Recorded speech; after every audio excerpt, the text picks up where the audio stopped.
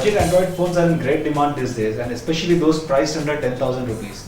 And today we'll have a look at one from Spice, the MI495.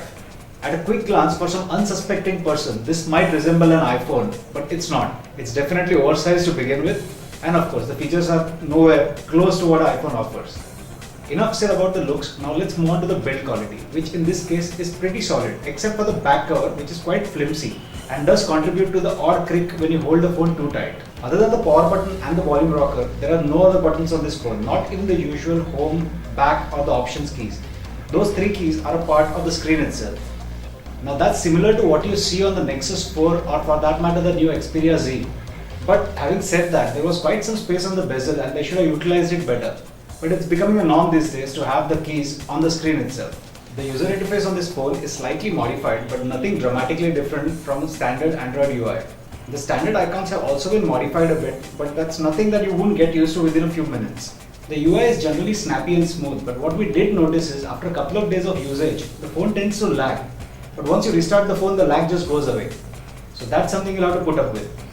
One good thing that Spice has done with this phone is they have included a file manager, which a lot of companies miss out on. This phone has a 4.5-inch screen with a QHD resolution of 960 by 540 pixels.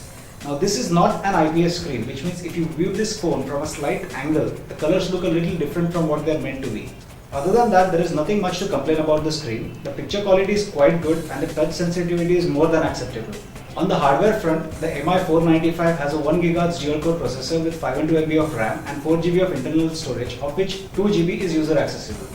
Along with that, you also have an expandable memory slot wherein you can add a micro SD card up to 32 GB.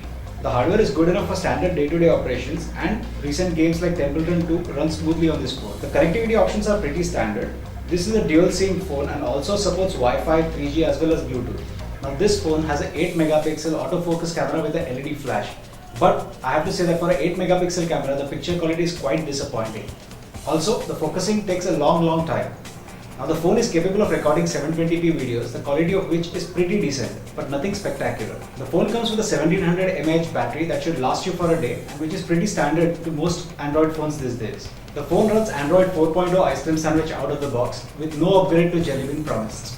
The phone is priced at Rs 10,000 with a 1-year warranty. Now the price is pretty decent for the hardware it offers, but the problem is there are far too many good phones in this segment. To name one, we have the Zolo A800 with a better screen and a much better camera. Also, if you can spend a couple of thousand rupees more, you can actually get a quad-core option that runs Jelly Bean. So Spice seriously needs to rethink about the pricing for the MI495. After weighing its pros and cons, we would rate this phone at 3 out of 5. For more details, log on to TechTree.com.